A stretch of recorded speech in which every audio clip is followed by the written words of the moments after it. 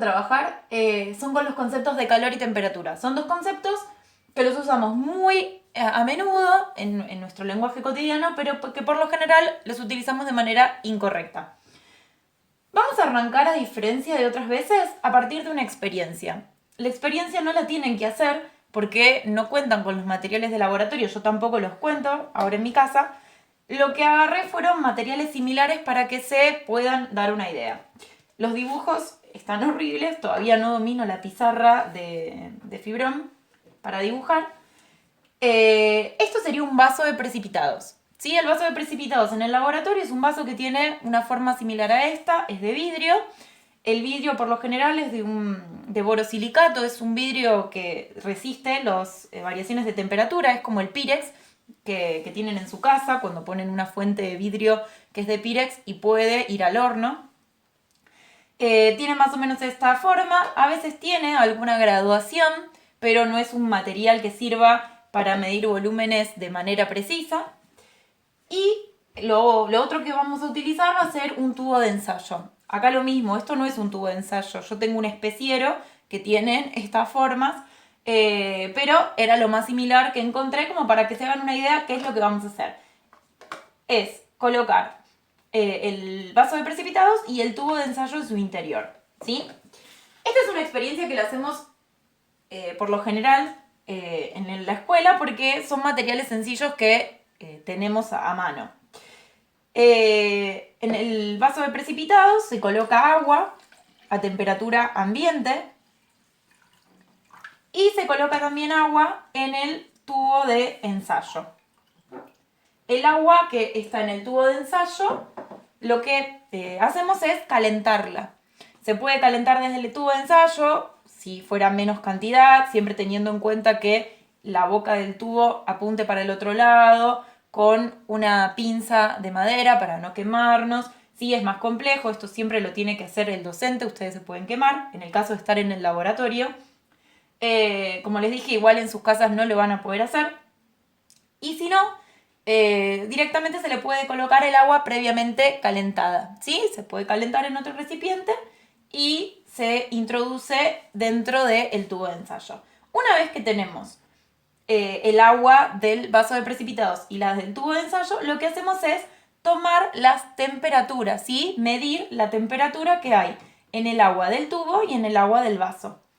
Generalmente cuando hacemos esta experiencia, el agua que está en el tubo tiene una temperatura aproximadamente de unos 65 grados Celsius y el agua que está en el vaso una temperatura de 10 grados, ¿sí?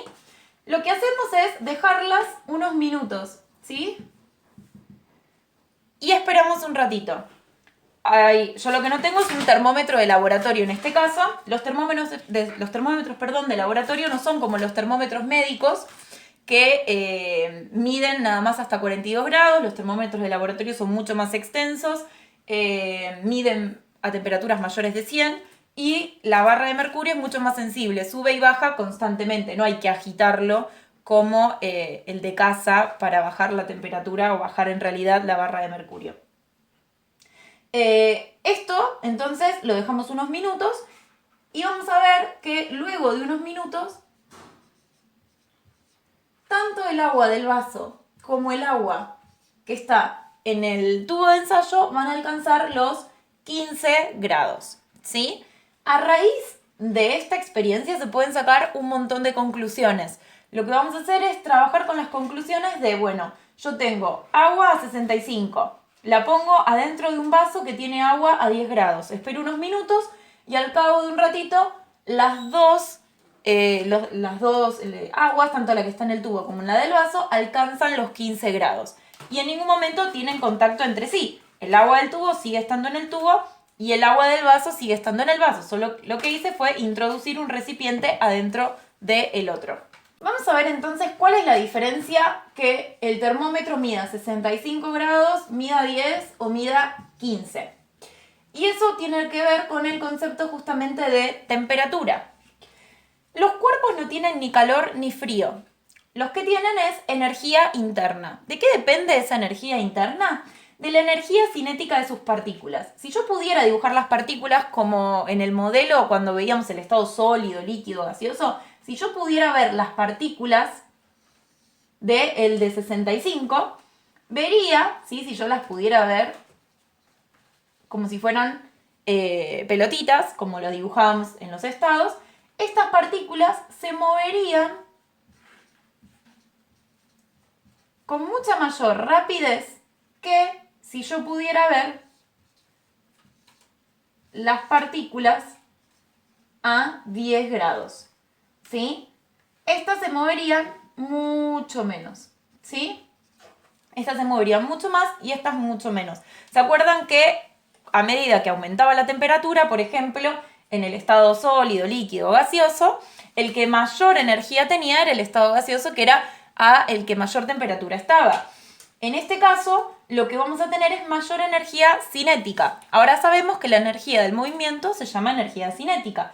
Entonces, si yo pudiera más o menos calcular la energía promedio de todas las partículas, lo que yo obtendría es la energía interna.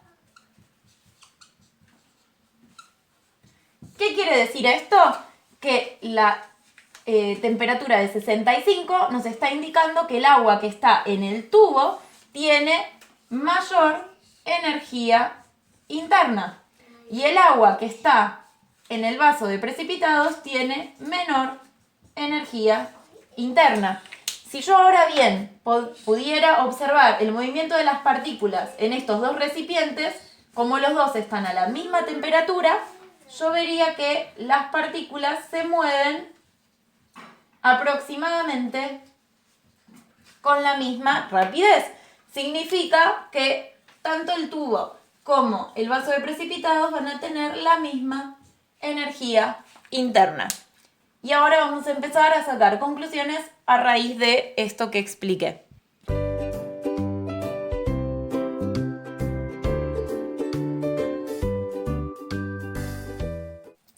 Bien, entonces resumiendo, pasando en limpio, la energía interna entonces es la energía cinética promedio de las partículas de un sistema. ¿Por qué energía cinética? Porque va a tener en cuenta justamente con la rapidez a la cual se muevan esas partículas. Promedio justamente porque no todas se mueven con la misma rapidez, ¿sí? Es un promedio de esa energía. Y de un sistema porque es cualquier porción de materia que yo aísle para estudiar. Entonces, cuando yo me concentro en una porción de materia, eso se convierte en mi sistema. ¿Qué era la temperatura entonces? La medida de la energía interna de un sistema. La temperatura justamente nos va a indicar esto. Si yo tengo una mayor temperatura, no es que tengo más calor, menos frío, ni nada de eso. Vamos a ver que el calor y el frío no es una propiedad de los cuerpos, no es algo que los cuerpos tengan, ¿sí? Los cuerpos no tienen ni frío ni calor. Lo que tenían era energía interna. Entonces, si yo tengo mayor temperatura, tengo mayor energía interna. Y eso es lo que nos va a indicar justamente los valores de temperatura. Si hay mayor o menor energía interna en ese sistema.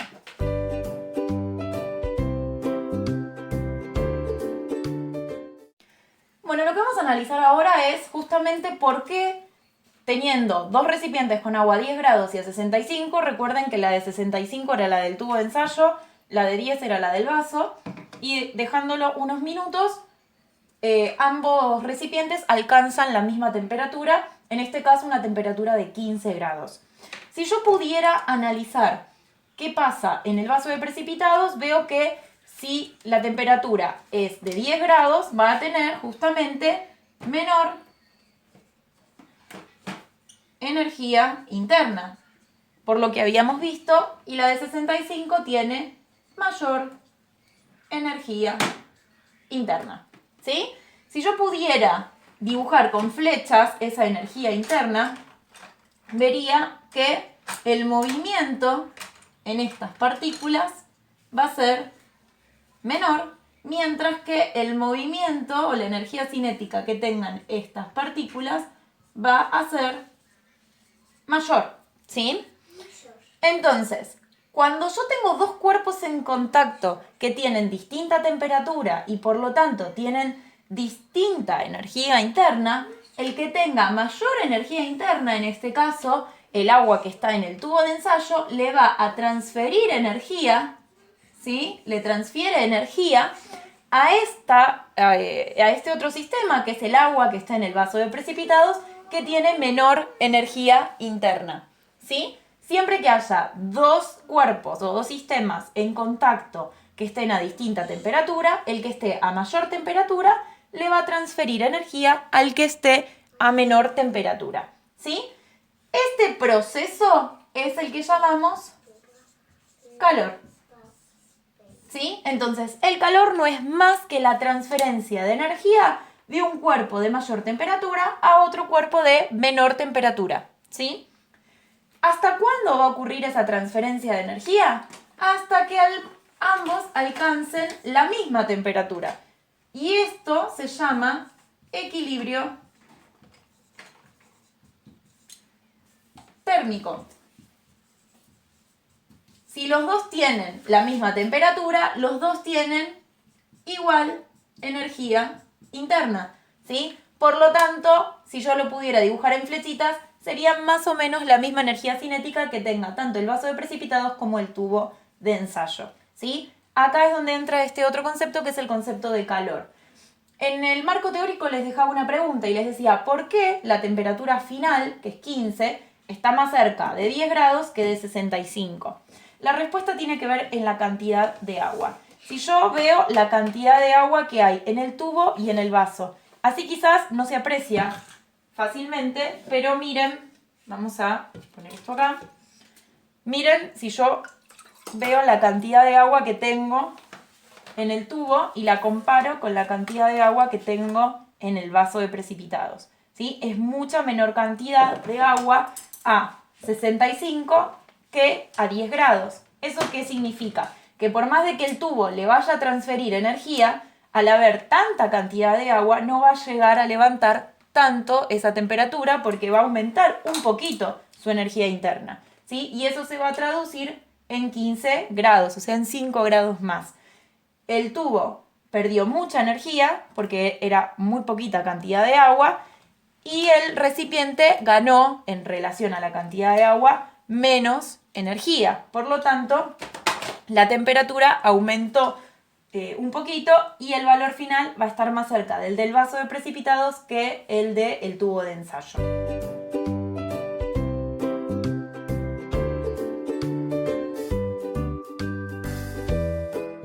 Lo que vamos a hacer ahora es justamente repasar este concepto de calor. El calor entonces es la transferencia de energía de un cuerpo de mayor temperatura a otro de menor temperatura. Siempre el cuerpo de mayor temperatura es el que va a tener más energía interna. Por lo tanto, le va a transferir energía al de menor, hasta alcanzar el equilibrio térmico. Este era el otro concepto importante. ¿Qué era el equilibrio térmico? Cuando tenían la misma temperatura. ¿Sí? Cuando alcanzan la misma o la igual temperatura, significa que esos cuerpos están en equilibrio térmico. Bueno, ahora lo que vamos a hablar es justamente del frío, ¿sí? El frío, y es una de las conclusiones que saqué, como les dije, no es una propiedad de los cuerpos, no es que los cuerpos tengan frío o tengan calor. El calor es la transferencia de energía y el frío es una sensación. O sea, podemos sentir frío. ¿Cuándo vamos a sentir frío? Si, por ejemplo, el ambiente está a una menor temperatura, como por ejemplo en un día de invierno, ¿sí? Y salimos y nos encontramos con esta temperatura baja, nuestro cuerpo va a tener mayor temperatura. Si nuestro cuerpo tiene mayor temperatura, tiene mayor energía interna, ¿sí? Y en el ambiente hay menor energía interna. Entonces, cuando tengo dos cuerpos a distinta temperatura, el que tiene mayor, o sea, más energía interna, le va a transferir energía al de menor. Esta pérdida de energía por el proceso de calor a nosotros nos va a dar la sensación de frío. Por lo tanto, como les remarqué, el frío es solo una sensación, ¿sí? Eso es importante porque muchas veces decimos, bueno, el frío es cuando hay temperatura baja o el calor cuando hay temperatura alta, y como ven, no tiene que ver con eso. El frío es la sensación que sentimos cuando la temperatura es baja, porque nuestro cuerpo le transfiere justamente energía al ambiente, y el calor es ese proceso, esa transferencia de energía del cuerpo de mayor temperatura al de menor temperatura.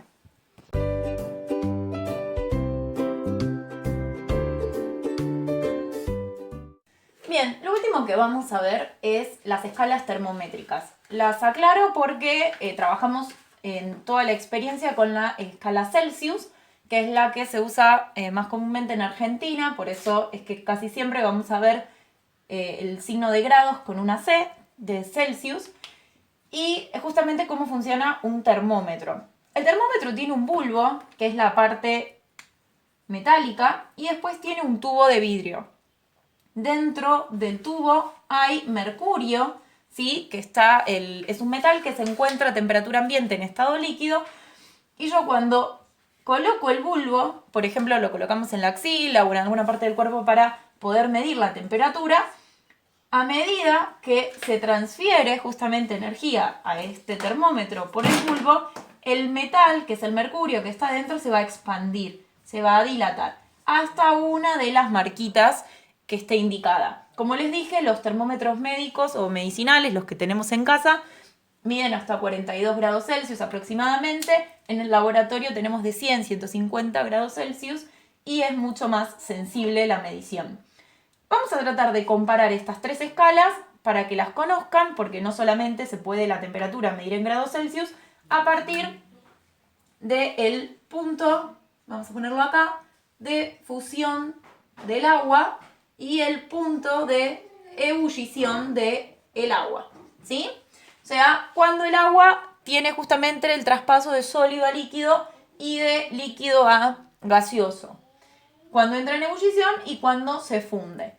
Dentro de la escala Celsius, que es la que nosotros veníamos trabajando, sabemos que el punto de fusión del agua ocurre cuando tiene un valor de 0 y el punto de ebullición cuando el valor es de 100. En la escala Fahrenheit, que es una de las que se usa en Estados Unidos, vieron que a veces cuando vemos series, películas o algo que son de otro país, cuando son de Estados Unidos vemos un desfasaje en los valores de temperatura. Eso es porque usan otra escala. El punto de fusión del agua en la escala Fahrenheit es de 32 grados Fahrenheit. Esto es de 32 grados Celsius, ¿sí? Y el punto de ebullición es de 212 grados Fahrenheit, ¿sí? La escala Kelvin es la que más se utiliza en la ciencia cuando hagan fisicoquímica. Van a ver que la mayoría de las cuentas y todo se utiliza justamente esta escala. Es la escala que tiene un cero absoluto, ¿sí? No tiene números negativos. Y el punto de fusión del agua en esta escala es de 273 Kelvin, mientras que el punto de ebullición es de 373 Kelvin, ¿sí? Esto lo aclaro justamente para que vean que no solamente tenemos la escala Celsius, más allá de que fue la que trabajamos en esta experiencia, sino que hay otras escalas. Especialmente me interesa que conozcan la escala de Kelvin, que es la que más van a utilizar a partir del año que viene. Van a ver que en la actividad les incluí incluso una de las frases que normalmente usamos, esto de cerrar la puerta o cerrar la ventana porque entra frío, y que en realidad el frío no es algo que se vaya a mover de un lado para el otro. El frío no está ni en el ambiente externo ni en el ambiente interno, porque el frío es la sensación que tenemos cuando perdemos energía.